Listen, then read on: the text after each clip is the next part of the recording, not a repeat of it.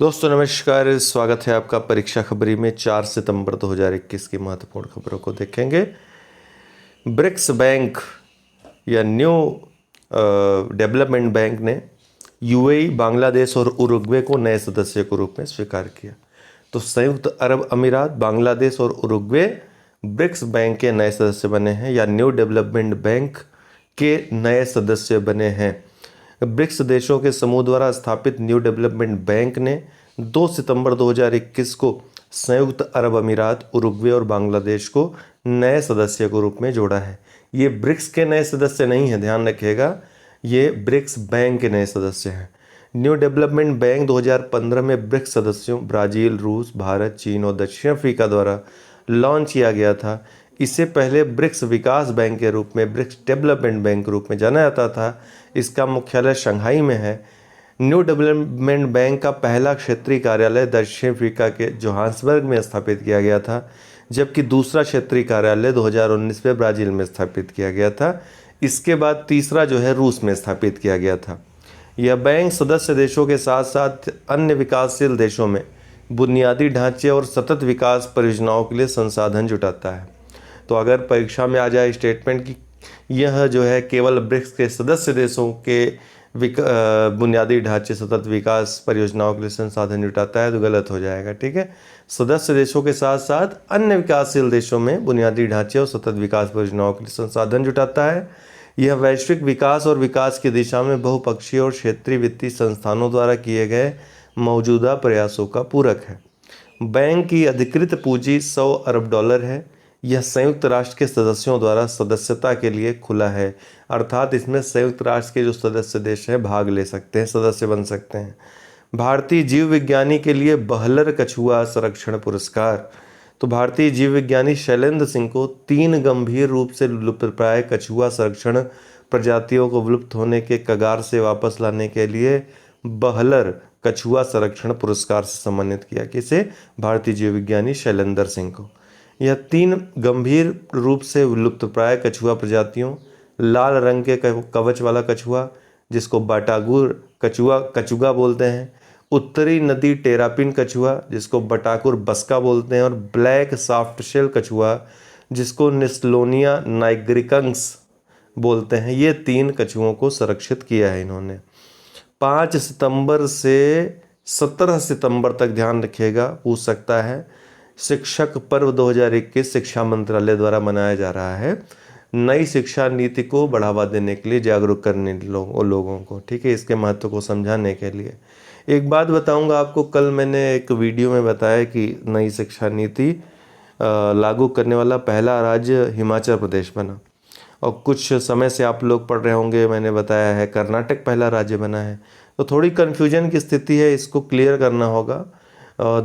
कई सारी पत्रिकाओं में, यहाँ तक कि द हिंदू में 2020 में आप देखोगे तो हिमाचल प्रदेश को बता रहा था कि जब केंद्र सरकार ने लागू किया नई शिक्षा नीति को, तो तुरंत प्रभाव से हिमाचल प्रदेश ने भी लागू कर दिया और इम्प्लीमेंट करने वाला पहला राज्य बना। ठीक है, हिस्ट्री क्रिएट कर दी। लेकिन अभी इस साल कर्नाटक को बता रहा है सभी, लगभग जितने न्यूज़पेपर्स हैं। तो कहीं ना कहीं यहाँ पे गड़बड़ है, वो देखकर मैं आप लोगों को क्लियर एक वीडियो में, भले ही एक फैक्ट है लेकिन एक भी फैक्ट बहुत महत्वपूर्ण होता है आपके सिलेक्शन के लिए, तो थोड़ा सा आज जानकारी लेकर इस बात की मैं वीडियो में आपको क्लियर कर दूंगा कि हिमाचल प्रदेश है या फिर कर्नाटक है, वो क्या मैटर है आखिर में, क्यों हिमाचल प्रदेश अचानक से लाइमलाइट से गायब हो गया, इस लिस्ट से गायब हो गया।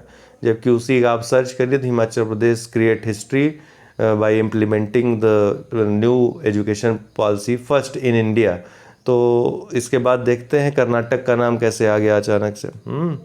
कर्नाटक के बारे में भी यही चीज़ दे रहा है, सेम वही चीज़ दे रहा है।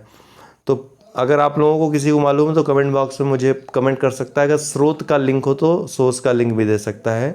ठीक है, अगर नहीं मालूम है तो कोई बात नहीं है, दोनों ही चीज़ें नेट पे उपलब्ध हैं। रियलिटी में मालूम चलेगा गवर्नमेंट स्तर पर, वो देखकर मैं बताता हूँ आपको, ठीक है, क्या चीज़ है वो। 5 सितंबर 2021 से शिक्षक पर्व 2021 मनाया जाएगा। शिक्षक पर्व 2021 के दौरान प्रधानमंत्री नरेंद्र मोदी 7 सितंबर को शिक्षकों, छात्रों और शिक्षा क्षेत्र के अन्य हितधारकों को संबोधित करेंगे। इस अवसर पर प्रधानमंत्री मोदी 5 पहलों को लॉन्च करेंगे। 10,000 शब्दों का भारतीय सांकेतिक भाषा शब्दकोश। दूसरा टॉकिंग बुक्स। सीबीएसई का school quality assessment and accreditation framework. निपुण भारत के लिए निष्ठा शिक्षक प्रशिक्षण कार्यक्रम। विद्यांजलि पोर्टल। शिक्षक पर्व 2021 की बात करें तो शिक्षा मंत्रालय द्वारा 5 से 17 सितंबर 2021 तक शिक्षक पर्व 2021 मनाया जाएगा। यह शिक्षकों के बहुमूल्य योगदान को सम्मानित करने और राष्ट्रीय शिक्षा नीति 2020 को आगे ले जाने के लिए आयोजित किया जाएगा। Scrub typhus. हाल ही में उत्तर प्रदेश के कुछ हिस्सों से एक रहस्यमय बुखार सामने आया था। इसने एक सप्ताह में लगभग 40 लोगों की जान ले ली, जिनमें ज़्यादातर बच्चे थे। इसे वायरल बुखार की पहचान स्क्रब टाइफस के रूप में हुई है। इस वायरल बुखार की पहचान स्क्रब टाइफस के रूप में हुई है। स्क्रब टाइफस के मामले मुख्य रूप से उत्तर प्रदेश के फिरोजाबाद, आगरा, मैनपुरी, एटा और कासगंज जिलों में से सामने आए हैं। ठीक है, स्क्रब टाइफस है क्या? तो यह एक पुनः उभरता हुआ रिकेट्सियल संक्रमण है। यह वेक्टर जनित रोग पहले भारत और अन्य दक्षिणी एशियाई देशों में रिपोर्ट किया गया है। इस रोग के कारण बुखार और चकत्ते होते हैं। यह केंद्रीय तंत्रिका तंत्र, हृदय प्रणाली, श्वसन प्रणाली, वृक्क प्रणाली और जठरांत्र प्रणाली को भी प्रभावित करता है। इस रोग का नाम स्क्रब रखा गया है, जो कि वेक्टर को आश्रय देने वाली वनस्पति के प्रकार के कारण है। इस रोग ने द्वितीय विश्व युद्ध के दौरान कुछ देशों में महामारी का रूप ले लिया था। स्क्रब टाइफस बुखार ओरिएंटिया गामुशी नामक जीवाणु के कारण होता है। यह रोग संक्रमित चिगर से या लार्वा माइट्स के काटने से फैलता है। तीरंदाज हरविंदर सिंह ने जीता ब्रॉन्ज मेडल टोक्यो पैरालंपिक 2020 में।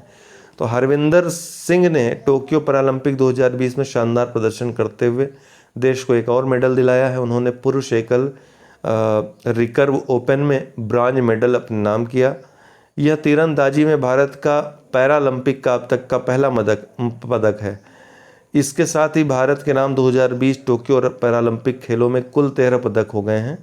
हरविंदर ने कोरिया के किम मिन सू को हराकर टोक्यो पैरालंपिक की पुरुष व्यक्तिगत रिकर्व स्पर्धा में कांस्य पदक जीता है।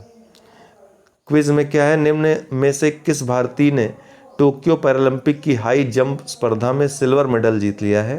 तो प्रवीण कुमार ने टोक्यो पैरालंपिक में पैरा एथलीट प्रवीण कुमार ने सिल्वर मेडल जीता है। नोएडा के 18 साल के प्रवीण ने पुरुष हाई जंप 64 वर्ग के फाइनल में 2.07 मीटर की कूद लगाई और वह दूसरे स्थान पर रहे।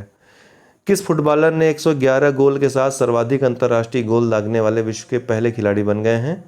Cristiano Ronaldo. ठीक है, तो इंटरनेशनल फुटबॉल में सबसे अधिक गोल करने वाले फुटबॉलर हो गए हैं। उन्होंने यह रिकॉर्ड वर्ल्ड कप क्वालिफायर के मैच में आयरलैंड के खिलाफ 2 गोल करके बनाया है। रोनाल्डो के अब इंटरनेशनल फुटबॉल में 111 गोल हो गए हैं। उन्होंने ईरान के अली देई के रिकॉर्ड को तोड़कर इस खास मुकाम को हासिल कर लिया है। अली देई ने अपने इंटरनेशनल करियर में 109 गोल किए हैं। क्रिस्टियानो ने यूरो 2020 के दौरान ही अली देई के सबसे अधिक गोल करने के रिकॉर्ड की बराबरी कर ली थी। तो थैंक्स फॉर वॉचिंग। आज के लिए इतना ही। बहुत बहुत धन्यवाद।